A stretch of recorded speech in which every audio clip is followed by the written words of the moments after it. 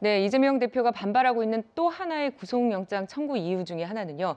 현직 국회의원이자 제1야당 대표로서 우리나라 최고 정치 권력자 중 한 명이고 또 진술의 번복을 종용할 우려가 크다라는 검찰의 설명이 있었습니다.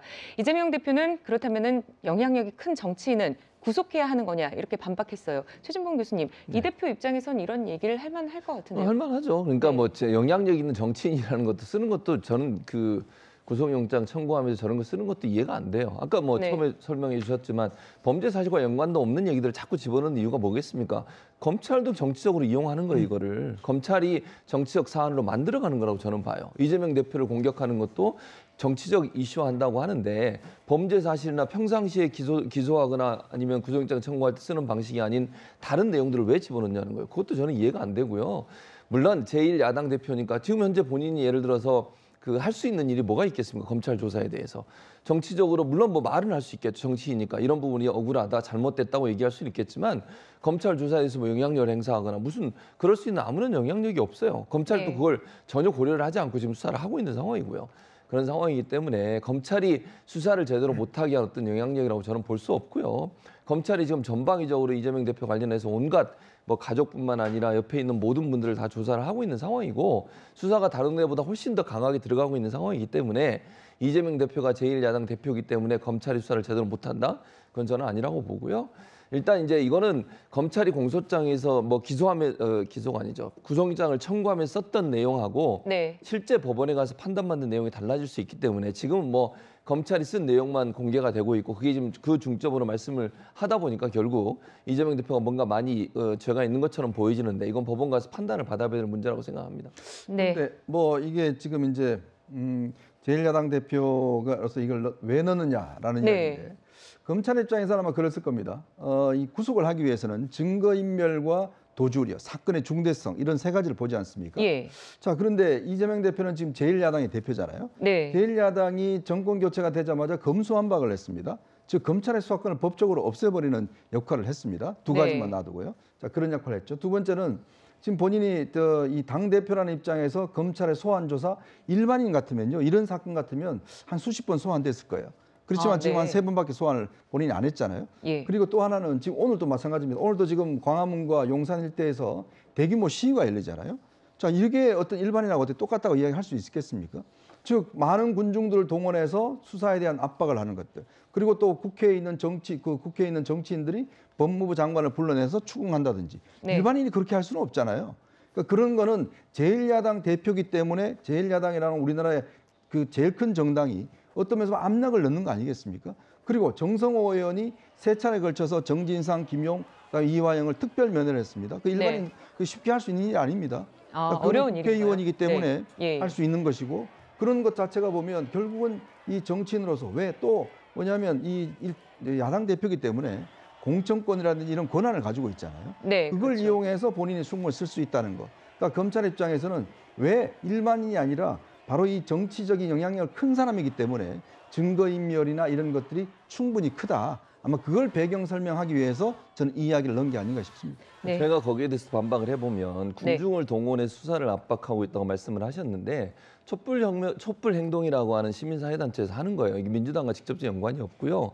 지난번에 민주당이 한번 야외 장외투쟁을 했지만 오늘 이루어지는 집회는 촛불 행동이라고 하는 시민사회단체가 하는 겁니다. 민주당과 직접적인 연관이 없고요. 예. 뭐 민주당이 동원한 게 아니고 시민들이 자발적으로 나온다는 말씀을 드리고요. 특별면회라고 하는 게 그 표현이 뭐 장소 변경 면회예요. 장소 변경 면회는 인터넷 신청이 가능합니다. 꼭 이게 정치인이라고 해서 그게 이루어지고 아니고의 문제가 아니라 일반인도 신청이 가능해요. 물론 뭐 신청한다고 모두가 되는 거는 아닐 수도 있겠죠. 그러나 일반인도 장소를 변경해서 면회하는 건 가능하고요. 회의를 한다고 하면 교도관이 뒤에 다 적고 있는데 무슨 회의를 하겠습니까, 거기서. 아니 그러면 변호사 접견하는 게 낫죠. 정성호 의원도 변호사고 본인이 나중에 변호할 수 있다는 가능성을 가지고 변호사 접견도 가능하면 아무런 CCTV도 없고 뭐 교도관도 없는 상태에서 충분히 얘기가 가능하지 않습니까? 그런데 장소 변경 면회를 했다고 해서 그게 특별히 회의를 했다라고 하는 증거가 될 수 있는 내용은 아니라고 봅니다. 네. 좀 이따가 증거인멸 관련해서 다시 살펴보려고 했는데 그냥 지금 얘기를 해보겠습니다. 정혁진 변호사님, 네네. 심지어 이 대표 측이 1년여 동안 뭐 계속해서 증거인멸을 시도했다라고 검찰은 보고 있는데요. 그 이유가 뭘까요? 일단은 다른 걸 떠나가지고 조금 전에 이제 정성호 의원님 말씀하지 않았습니까? 네. 정성호 의원님이 변호사 그 출신이신 건 맞는데 네. 그 일단은 이제 저희 같은 사람들이 접견할 때 어떻게 변호사 접견을 하냐면요. 변호사로 선임이 되어 있지 않아도 선임 예정이라고 하면은 변호사 접견을 구치소에 시켜줘요. 하지만 정성호 의원은 그렇게 할 수가 없습니다. 왜냐하면 이제 국회의원이기 때문에 변호사 휴직이거든요. 만약에 그럼에도 불구하고 변호사 접견을 시도하고 실제로 변호사 접견이 이루어졌다. 그러면 그것 자체가 지금 특별면회한 것보다도 훨씬 더 큰 문제가 될 수 있었기 때문에 네. 그렇기 때문에 제 생각에는 정성호 의원이 그런 점들을 고려해서 이렇게 리스크가 있음에도 불구하고 녹취가 될 수 있다라고 하는 그런 리스크가 있음에도 불구하고 그렇게 이야기했다는 거고요. 네. 다른 걸 떠나가지고 정성호 의원은 제가 봤을 때 이재명 대표의 거의 대리인 아니겠습니까? 그런데 이재명 대표는 제1야당의 대표라고 하는 신분도 있지만 또 하나의 신분이 있어요. 어떤 신분이냐면 피의자거든요. 그런데 단독 범행이 아니란 말이에요. 공범들이 있어요. 그 공범이 누구냐? 그 정진상, 김용 이런 사람들이 다 공범이거든요. 그런데 그렇게 그러니까 이제 이재명 대표의 그 대리인이라고 할 수 있는 정성호 의원이 공범이라고 할 수 있는 사람한테 가가지고 특별 면회를 신청한 것 자체가 제가 봤을 땐 굉장히 부적절한 것이고 거기에다가 이재명 대표가 대통령이 될 수 있다라고 한 이야기는 그 함의가 무엇이겠습니까? 굉장히 부적절한 것이고 그러한 것들이 사실은 이제 증거인멸에 대한 우려를 충분히 그 추정하게 할 수 있는 그런 행동이 아니었나 하는 생각이 들고요. 네. 그밖에 뭐 PC를 갖다가 초기화했다 이런저런 다른 정황들도 있기 때문에 지금 여기에 대해서는 특별히 할 말이 그 이재명 대표 측에서는 없지 않을까 하는 생각이 듭니다. 네. 아니 정치인이 예를 들면 세 사람 같은 경우에 지금 말씀하신 정진상, 김용 그다음에 정성호 의원은 정치를 했던 분들이잖아요. 예. 물론 정진상 의원은 직접적인 현실 정치는 들어오지 않았지만 경기도에도 근무를 했었고 성남시에도 있었고 잘 아는 분들이에요.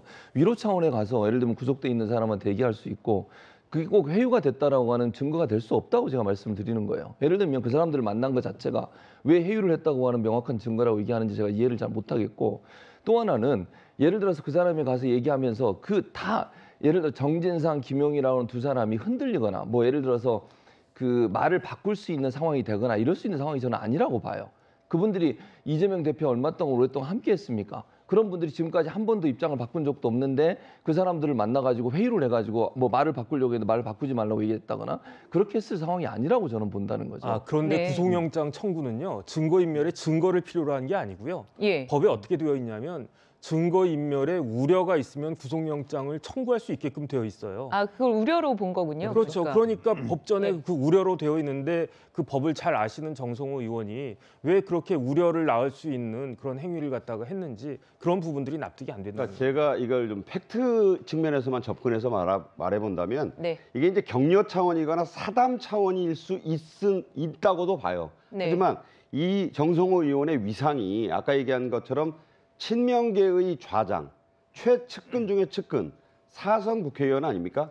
그러니까 이 대리인 격의 이 정성호 의원이 가서 대통령이 이재명이 될 수 있다. 그러니까 버티면 뭐 이런 말을 네. 하고 알리바이, 현장 부재 증명을 다르게 만들어라. 이런 말들은 일반인에게는 상상할 수 없는 그런 상황이고 이것을 들은 사람들이 분명히 마음이 최소한 흔들릴 수 있는 소지는 있는 그런 문제가 있는 발언이기 때문에 이게 접견록을 통해서 알려진 거 아닙니까? 네. 그래서 이 부분은 법원에서 나중에 판단을 하겠지만 분명히 두 가지 사유. 절대 제1당 대표가 뭐 도주를 어디로 하겠느냐. 맞아요. 가족도 있고 주거지도 분명한 이 대표가. 그거는 아닌데 증거인멸 우려.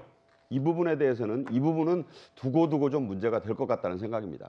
네, 검찰 최근 정성호 의원 지금 얘기를 했는데요. 정성호 의원이 김용 전 부원장과 정진상 전 실장을 면회한 것을 두고 회유를 시도했다고 판단을 했는데 직접 얘기를 들어보시죠.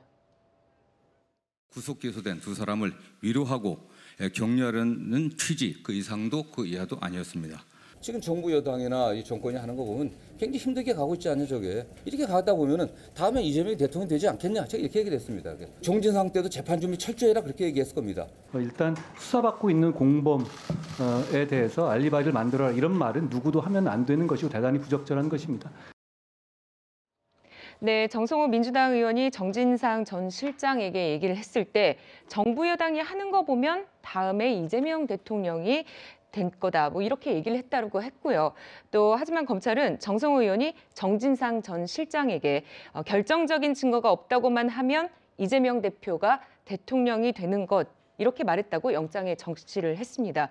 이현정 의원님, 네. 말의 차이가 살짝 있습니다. 그렇죠. 예. 자, 아까 이제 최준봉 교수가 워낙 잘하는 사람들끼리 이제 한 이야기다 하지만 오히려 저는 잘하는 사람들끼리 한 이야기 때문에 이런 이야기가 굉장히 낯설게 들리는 거예요. 네. 왜냐하면 잘하는 사람들 같은 경우는 굳이 이런 이야기 할 필요 없잖아요. 그래서 다 아는데 뭐 안부만 묻고 열심히 해라, 뭐 잘 견뎌라, 예. 운동 열심히 해라 이런 얘기만 할 텐데 네. 왜 굳이 버티면 다음에 대통령은 이재명 대통령이 되면 뭐 될 것이다. 그다음에 이제 본인이 보면 여러 가지 이제 흔들리지 마라 이런 예. 이야기 할까요? 그러니까 흔들리지 마라는 것은 흔들리기 때문에 그런 이야기를 저는 하는 게 아닌가 싶습니다. 예. 그러니까 뭐냐면 이런 이야기가 저도 이게 취재를 해보고 이렇게 경험을 해보면 이 구속돼 있으면 심리적 변화가 꽤 있습니다. 혼자 고립돼 있고 뭐 여러 가지 어떤 어려움이 있기 때문에 네. 그런 상황에서 이제 혹시나 이게 내가 내 죄를 다 뒤집어 쓰는 게 아닌가라는 그런 죄수의 딜레마가 있어요. 예, 예. 그래서 이제 이 구속된 분들 같은 경우는 이 원래 공범들하고 만나지도 못하게 합니다. 저 단적인 예로 최소원 씨가 구속됐을 때 딸 정유라 씨가 면회도 안 됐잖아요. 그래서 네. 서로 말을 못 맞추게 하고 서로 간에 어떤 만나지 못하게 하는 것은 일단 재판정에서만 판단할 수 있게 하는 거거든요. 그렇기 때문에 엄격히 이제 제한이 되는데, 그러니까 이재명 대표가 면회했다면 이건 안 되겠죠, 당연히. 그러니까 이재명 대표의 최측근인 정성호 의원이 이 세 명을 연달아 만난 거 아니겠습니까? 만나서 흔들리지 마라, 그리고 알리바이 잘 해라 라는 이야기가, 물론 이게 교도관이 다 적는다고 하지만 당사자 입장에서 볼 때는 상당히, 왜 그 시점이 뭐냐면 또 김성태 씨가 도착하기 직전이라든지 하여튼 시점 자체가 이 사람들이 뭔가 어떤 변화에 대해서 흔들릴 수 있는 가능성이 있는 시점에 네. 이 정성호 의원이 이제 면회를 시도했기 때문에 충분히 뭔가 어떤 이재명 대표의 메시지나 그리고 또 이들의 어떤 심경의 변화, 지금 이화영 씨 같은 경우는 그런 이야기 하는 거 아니겠습니까? 부인이 꼭 만나달라고 이야기해서 가서 면회했다는 거 아니겠어요? 네. 그만큼 이 구속되어 있는 피고인들의 어떤 마음 상태가 썩 안 좋았기 때문에 어떤 진무를 한 게 아닌가, 그렇게 일단 추정할 수가 있는 거죠. 네, 이런 상황에서 정진상 전 실장 측은 검찰 조사 과정에서 회유와 협박을 받았다 이렇게 주장을 했습니다. 검사가 정 전 실장에게 변호사 너무 믿지 말고 당신만 생각해라. 뭐 지금 구치소 독방의 생활에도 형이 선고되면은 지방교도소를 가서 강력범들과 혼방 생활을 할 수 있다 이렇게 얘기를 했다는 거예요. 정혁준 변호사님, 검찰은 아니라고 맞서고 있지만 검찰 조사 중에 이런 회유 있을 수 있는 일인지 흔한 일인지 궁금합니다. 요즘은 그런 일이 있을 수 없죠. 옛날에는 검사가 피의자 때려가지고 사람이 죽은 경우도 있었어요. 그 다음에 뭐 저희가 이제 처음에는 뭐 그렇게 검사나 이제 계장들이 피의자들을 막대하는 경우도 있었는데 네. 요즘 이런 일 있으면 당장 신고 들어가고, 그렇게 되면 검사가 굉장히 아주 뭐 감찰도 당하고 그러기 때문에 그런 일은 있을 수 없다라는 생각이 들고요. 그다음에 네. 더더군다나 정진상 씨 같은 경우에는 지금 가장 대장동 관련해 가지고 핵심적인 피의자 아니겠습니까? 이런 핵심적인 피의자한테 이런 식으로 뭐 회유나 협박이나 폭행을 한다라고 하는 것은 도저히 제 상상력으로는 가능하지 않고, 예. 무엇보다도 정진상 씨가 조사받을 때 혼자서 조사받지 않았을 거예요. 반드시 변호사가 그 옆에 같이 참여를 하고 있었을 텐데, 만약에 변호사 참여 없이 그러한 조사가 있었던 건지, 그다음에 정말로 그런 것이 있었던 것인지에 대해서는 정진상 씨가 조금 더 구체적으로 상황을 이야기하고 입증을 해야 되지 않을까 하는 생각이 듭니다. 네, 또 이번에 좀 눈에 띄는 부분 가운데 하나는요. 신원 미상의 누군가가 김용 전 부원장과 정진상 전 실장의 PC에 접속해서 초기화했다 이런 얘기가 있습니다. 박성규 의원님, 이 얘기는 좀 앞에서 나오지 않았던 얘기 같은데요. 네, 그 뭐 이제 여러 가지 접속 기록이 있었다는 것이고, 예. 그것이 이제 초기화된 그 정황이 있다는 건데, 네. 이 부분은 이제 포렌식을 해보면 어느 정도 그 윤곽이 나올 것이니까 사실관계를 따져보면 될 것 같아요. 저는 이 논란이 계속 이렇게 오가는 과정 속에서 중요한 것은, 이것은 분명히 이제 도주와 증거 인멸 우려에서 범죄의 이게 영장 발부 여부, 이게 나중에 이제 물론 체포동의안까지 다 거쳐봐야 되는